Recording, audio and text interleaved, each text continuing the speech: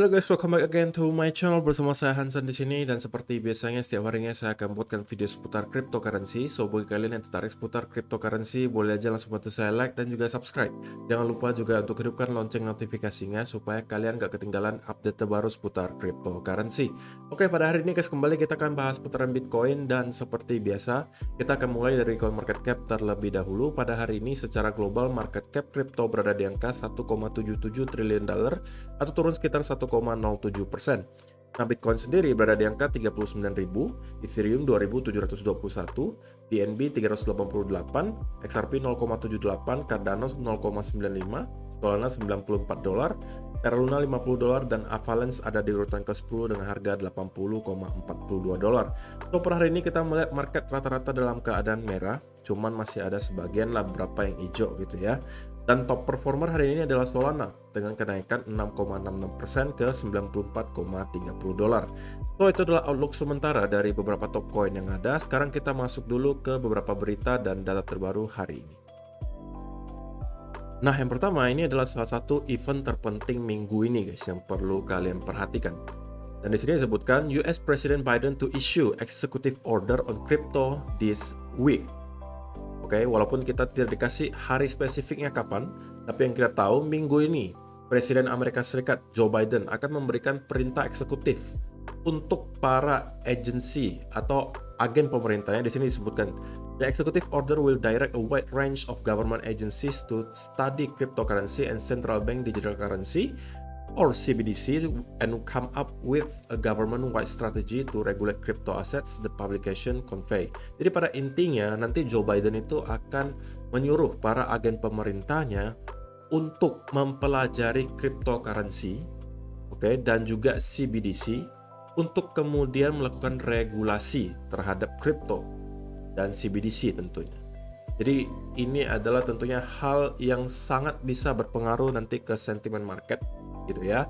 Dan tentunya nanti apabila ada pengumuman atau ada pidato dari Joe Biden, itu pastinya akan sangat penting gitu untuk dipantau. Kenapa? Karena bisa jadi di pidato tersebut akan dikasih kisi-kisi gitu ya. Kira-kira apa aja sih yang akan dilakukan oleh US untuk meregulasi kripto ini. Jadi ya, yang menariknya adalah tentunya kita nggak dikasih tahu sih harinya kapan gitu ya. Jadi ini bisa jadi surprise, kapan aja bisa terjadi gitu ya. Dan tentunya kita nggak bisa menebak-nebak gitu guys, apa aja nanti yang akan dilakukan oleh US untuk meregulasi cryptocurrency ini. So, saya rasa memang ini adalah event yang penting, tapi kita tidak bisa menebak hasilnya seperti apa. So, kita harus wait and see saja kira-kira nanti apa yang akan disampaikan oleh Joe Biden. Jadi ini adalah hal pertama yang perlu kalian ingat untuk minggu ini. Oke? Kemudian kita masuk sedikit lagi ke arah teknikal lah gitu ya. Kalau misalnya kalian lihat tweet di sini, menurut saya cukup menarik gitu. Oleh TechDev, dia mengatakan Bitcoin is in a 1-minute uptrend, 2-day downtrend, 2-week uptrend, 3-month downtrend, 3-year uptrend, and 10-year uptrend. Bull and bear all a matter of perspective. Take the trade and investment on the time frame that's right for you, or take a few. We all trying to make it in this market. Jadi saya sangat setuju gitu dengan TechDev ya gitu ya, bahwa perbincangan soal bull market, bear market itu semuanya sebenarnya soal perspektif gitu guys. Oke, tergantung. Kalau misalnya kamu merupakan scalper, oke, ya bisa jadi sekarang menurut kamu adalah bear market gitu ya, karena kamu scalper, kamu trade-nya di 1-minute chart, di 5-minute chart, harganya turun terus menerus, ya bisa jadi kamu sebutnya bear trend atau bear market mungkin. Tapi kalau misalnya kamu swing trader, kamu mungkin bisa menyebutnya, oh sekarang kita dalam keadaan sideways misalnya, karena kita hanya dalam keadaan ranging antara 30.000, 60.000, turun lagi 30.000, naik lagi 60.000, turun lagi 30.000. Oke, kalau misalnya kamu swing trader, mungkin kamu bisa anggapnya sideways. Tapi kalau misalnya kamu investor jangka panjang, justru sekarang kamu masih bisa bilang bahwa Bitcoin masih selalu dalam keadaan bull market kok. Kenapa bisa seperti itu? Ya karena dari dulu sampai sekarang kalau kalian lihat all time chartnya, oke, kita itu terus menerus constantly naik. Dari tahun ke tahun itu cenderung naik terus menerus gitu. Walaupun di pertengahan jalan tentunya ada sedikit koreksi, naik lagi, sedikit koreksi, naik lagi. Jadi soal bull market dan bear market itu sebenarnya semuanya soal perspektif gitu guys. Kalian mau sebut sekarang bear market boleh, kalian mau sebut sekarang sideways market boleh, terserah kalian gitu. Kalian mau sebut sekarang bull market juga fine-fine aja. Masalahnya apa yang bisa kalian ambil dari analisa kalian, gitu kan? Dan di sini disebutkan take the trade and investment on the time frame that's right for you. Nah, ini juga saya setuju. Oke, investasi dan trade lah sesuai dengan time frame yang kalian sukai. Oke, dan masing-masing orang itu beda-beda gitu guys. Oke, ada yang mungkin senang trading chart harian gitu kan, ada yang senang 1 hour chart, ada yang senang 5 minute chart gitu kan. Jadi beda-beda dan banyak jalan menuju Roma kata orang. Alias kalian mau sukses di dunia kripto itu nggak hanya satu-satunya bisa dengan cara yang sering saya sebutkan dollar cost averaging. Kalian mau sukses dari kripto itu bisa banyak cara gitu guys. Kalian bisa menjadi seorang swing trader bisa, kalian mau jadi seorang scalper juga bisa, kalian mau jadi seorang venture capitalist juga bisa gitu kan. Jadi banyak banget caranya. Oke, jadi kita nggak usah saling berdebat gitu. Wah, kamu salah menyebut ini masih bull market. Wah, kamu salah masih menyebut ini bear market. Pada intinya, analisa kalian seperti apa gitu kan. Udah kalian analisa, kalian lakukan planning. Oke, planningnya apa? Kalau ternyata analisa saya benar, saya harus ngapain, analisa saya salah, harus ngapain, dan saya harus adaptasi. Sudah selesai. Pada intinya itu aja, masing-masing mempunyai perspektif yang berbeda. Jadi kita nggak usah terlalu berdebat, kita di bull market, bear market, bull market, bear market. Oke? Tapi saya juga nggak menyalahkan gitu ya, kalau misalnya kalian mengatakan, oh kita di bear market kok. Ya oke, saya respect gitu. Maksud saya tuh kalian nggak usah sampai ngata-ngatain orang-orang yang berseberangan dengan kalian gitu. Perlu gitu loh. Selama kalau misalnya kalian yakin dengan analisa kalian ya sudah gitu kan, simpelnya seperti itu. Dan ini mungkin juga related ya untuk kalian. Kalian bisa relate mungkin ya, bahwa ketika kalian sell biasanya malah harganya naik gitu kan. Biasanya ketika kalian hold itu koinnya sideways, ketika kalian buy malah harganya jatuh. Nah kalau misalnya sesekali kalian merasakan hal seperti ini, menurut saya wajar gitu ya. Tapi kalau sesekali, tapi kalau sering banget gitu kalian merasakan hal seperti ini, oke, mungkin ada yang salah nih guys, ya kan? Jadi ingat sekali lagi, saya kasih tahu nih, kalau misalnya sesekali kalian merasakan seperti ini, ketika kalian jual harganya malah naik melambung tinggi, ketika kalian hold harganya terasa sideways terus, dan ketika buy harganya malah langsung drop, kalau misalnya sesekali nggak masalah, itu wajar. Tapi kalau misalnya sering banget, mungkin ada beberapa hal yang perlu kalian perhatikan. Biasanya yang terjadi adalah kalau kalian sering merasakan hal ini, maka yang bisa jadi terjadi adalah kalian membeli itu atas dasar FOMO. Oke, atas dasar FOMO. Nah, biasanya kalau orang-orang membeli ketika lagi FOMO, itu berarti ketika harganya lagi meroket banget gitu. Berarti kalian sudah buy high atau beli di harga yang tinggi. Jadi tidak heran kalau misalnya kalian beli karena FOMO, ya siap-siap aja kalian kebanting gitu. Jadi nggak heran kalau misalnya kalian setiap beli, rasa-rasanya kok setiap beli langsung turun terus gitu kok. Tapi biasanya kalian belinya ketika harganya lagi tinggi dan kalian FOMO gitu. Biasanya seperti itu. Coba kalian cek lagi. Yang kedua, kalau kalian ngerasa ketika kalian sell, kemudian harganya malah melambung tinggi, bisa jadi kalian juga sell karena ketakutan kalian akan koreksi yang lebih dalam lagi. Oke, mungkin biasanya, mungkin contohnya gitu ya, ketika kalian beli Bitcoin di bulan-bulan Mei misalnya, sebelum harganya drop 50%. Oke, dan ketika drop 50% itu, kalian ketakutan banget gitu. Oke, ketakutan banget, sampai-sampai kalian panic selling ketika harganya drop sudah 50%. Dan harganya malah memantul lagi ke 60-an ribu, dan kalian ngerasa, buset dah. Kemarin saya sell malah naiknya drastis banget gitu kok. Sedangkan saya buy, harganya malah turun. Nah, ini adalah penyebab kedua. Yang pertama, kalian beli karena FOMO, kalian jadinya buy high. Sekarang kalian jadinya sell low. Jadi kalian menyalahi prinsip dasar investasi gitu guys. Kalian malah buy high, buy-nya berdasarkan FOMO, belinya tinggi, sell-nya atau jualnya karena ketakutan. Ketakutan akan koreksi lebih dalam lagi. Jadi kalian panic selling. Jadi kalian buy high, sell low, kebalik. Harusnya kalian balik, buy low, sell high. Oke, jadi kalau misalnya kalian sering merasakan hal ini, coba kalian cek pembelian kalian sebelumnya. Apakah kalian beli hanya karena FOMO? Oke, kemudian kalian jual nih apakah karena memang hasil analisa kalian ataukah karena kalian hanya takut aja koreksinya akan terus berlanjut? Coba kalian cek. Biasanya seperti itu.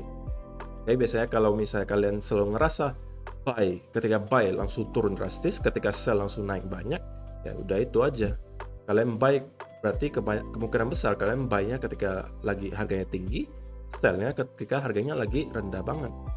Kalian jadi buy high, sell low, udah sesimpel itu guys.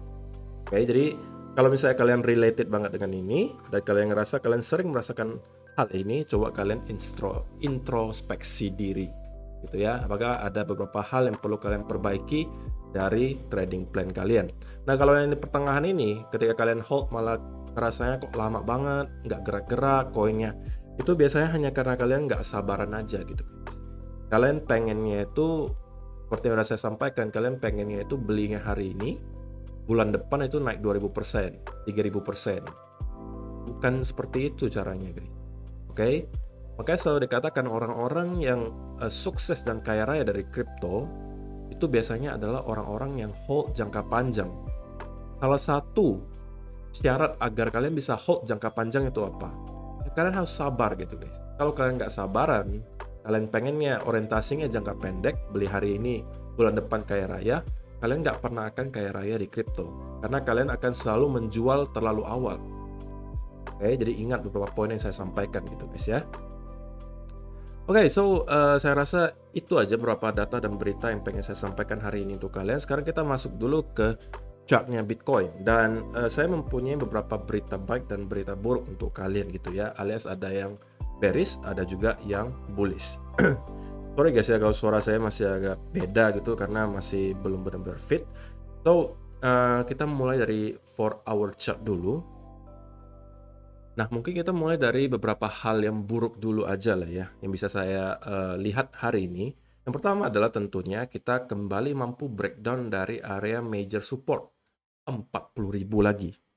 Yang bukan hanya area major support tapi juga area angka psikologi. Nah, kenapa ini bukan indikasi baik? Karena kalau misalnya kita udah breakdown lagi dari 40.000 yang harusnya menjadi area major support kita, maka sekarang kita kembali akan flip area 40.000 ini menjadi area major resistance. Oke, jadi kalau kita pengen flip lagi ke arah bullish, yang pertama lagi harus kita lakukan adalah kembali reclaim area 40.000. Oke, yang kedua, juga ada beberapa senario orang-orang yang kemarin mengatakan bahwa kita nih sebenarnya ada dalam pattern inverse and shoulder gitu kan. Atau mungkin ada yang mengatakan kita ada di cup and handle gitu kan. Nah, beberapa pattern itu sekarang sudah terlihat tidak lagi valid gitu. Inverse and shoulder-nya tidak lagi valid menurut saya karena kita koreksinya sudah terlalu dalam, apalagi cup and handle. Cup and handle-nya juga lebih tidak valid lagi. Jadi semua pattern-pattern bullish kemarin yang kita lihat di sekitaran sini itu sekarang sudah tidak lagi valid, gitu ya. Itu adalah beberapa hal buruk yang pengen saya sampaikan hari ini atau hal-hal bearish lah gitu ya. Jadi kalau misalnya senario bearishnya adalah tentunya apabila kita tidak mampu reclaim area 40.000 di sini, oke, ya maka selama itu juga saya masih akan tetap dalam keadaan yang cenderung bearish gitu ya, selama kita tidak mampu reclaim area 40.000. Jadi kalau misalnya kita hanya consolidate di sini saja, kemudian kita down lagi, maka kalau kita tidak mampu menahan di sekitaran area 37.000 di sini, oke, itu bukan indikasi baik menurut saya, karena menurut saya probability-nya akan cukup tinggi bahwa ketika kita breakdown dari sini, kita akan langsung menuju lagi ke low sebelumnya di sini minimal, atau bahkan bisa breakdown ke bawah. Nah, kemarin saya juga ada sempat bahas soal pattern yang muncul ya di 1-hour chart, yaitu adalah pattern symmetrical triangle. Nah, ini mungkin kita sedikit bahas ke arah yang berseberangan gitu ya. Tadi kan udah hal-hal yang bearish gitu. Nah, ini masih ada sedikit sih yang bearish kan gitu. Kemarin udah dibahas bahwa kita ada symmetrical triangle di sini. Oke. Dan kemarin kita sudah sempat breakdown ini, dan targetnya sebenarnya udah kecapai gitu. Jadi kalau misalnya kalian yang short karena pattern symmetrical triangle ini, ya tentunya kalian harusnya mencapai target gitu ya. Dan kita bounce persis di area yang kemarin kita sebutkan gitu ya. Walaupun tidak menyentuh ya, tapi udah hampir sedikit lagi menyentuh ke area kotak biru kita yang merupakan area major support berikutnya yang saya sampaikan kemarin. Oke, dan kita bounce dari sana. Nah, untuk beberapa hal bullish yang bisa kita lihat per hari ini adalah tentunya, kalau misalnya kalian lihat, sekarang Bitcoin itu mencoba untuk menahan area golden pocketnya atau 0,618-nya di sini. Sorry guys. 0,618-nya ini coba untuk dipertahankan gitu ya. Jadi kita melihat ada sedikit perlawanan dari para bull. Cuman untuk sementara saya belum terlalu confidence untuk bisa mengambil kesimpulan bahwa kita udah akan flip lagi ke arah bullish gitu ya. Walaupun kita sudah mendapatkan ada sedikit indikasi para bull mencoba untuk mempertahankan area golden pocket 0,618 ini, tapi menurut saya indikasinya untuk sekarang itu belum cukup gitu ya. Dan kemudian kalau dari segi indikator, kalian juga bisa mungkin melihat adanya indikasi hidden bullish divergence gitu ya. Nah, hidden bullish divergence-nya di mana? Nah, kalau kalian perhatikan di sini, kita membuat swing low ke swing high, kemudian kita membuat higher low, kemudian higher high, dan tentunya kita mendapatkan sekarang indikasi higher low lagi gitu ya, baru indikasi gitu. Nah, kenapa disebut indikasi higher low? Karena low di sini masih lebih tinggi daripada low yang sebelumnya di sini. Oke, dan kita menemukan adanya indikasi hidden bullish divergence. Kenapa? Karena kalau di chartnya kalian perhatikan di sini adalah chartnya, di sini kita membentuk low yang lebih tinggi daripada low sebelumnya, tapi kalau misalnya kalian lihat di indikator RSI, kita malah membentuk low yang lebih rendah daripada low sebelumnya. Alias ada terjadi perbedaan antara indikator dan pergerakan chart yang biasanya kita sebut sebagai divergence. Dan kali ini sebutannya adalah hidden bullish divergence. Jadi ada beberapa hal yang bullish, ada beberapa hal juga yang bearish. Jadi kesimpulannya apa? Menurut saya, kalau saya pribadi simple gitu guys. Saya pengen lihat dulu kalau misalnya maunya bullish ya, saya harus ngelihat dulu bukti yang lebih jelas atau indikasi yang lebih jelas dari para bull gitu. Dengan cara apa? Saya pengen ngelihat, tentunya kita udah tahu sekarang kita pengen mempertahankan area Fibo 0,618 karena ini menurut saya adalah tameng terakhir gitu ya.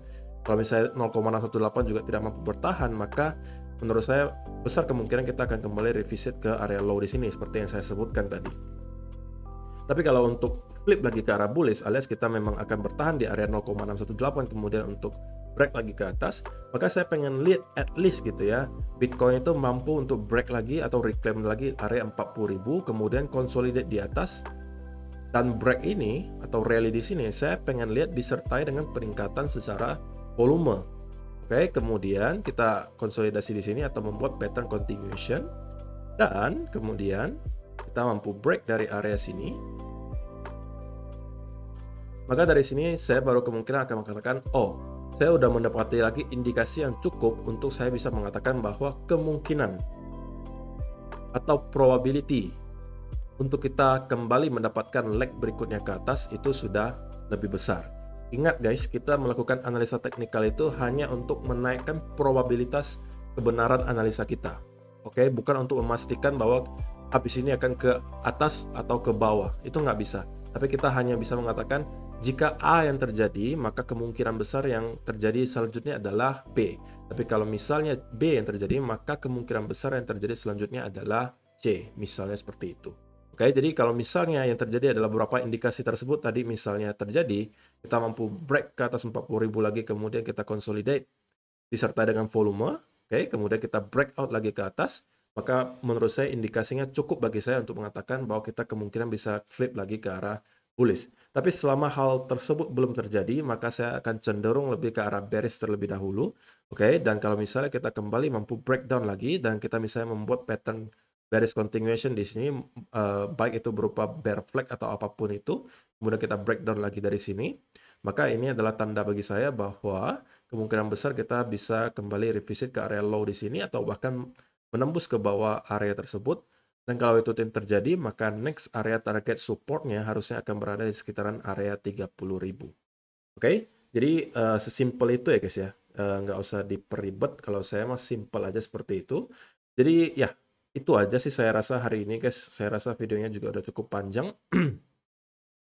Sorry guys kalau misalnya suara saya masih agak kurang jelas gitu ya. Terima kasih yang bagi kalian-kalian yang sudah bantu like selama ini, dan terima kasih juga yang kalian udah nonton sampai selesai video hari ini. Semoga bermanfaat dan kita akan bertemu lagi di video yang berikutnya. Bye bye.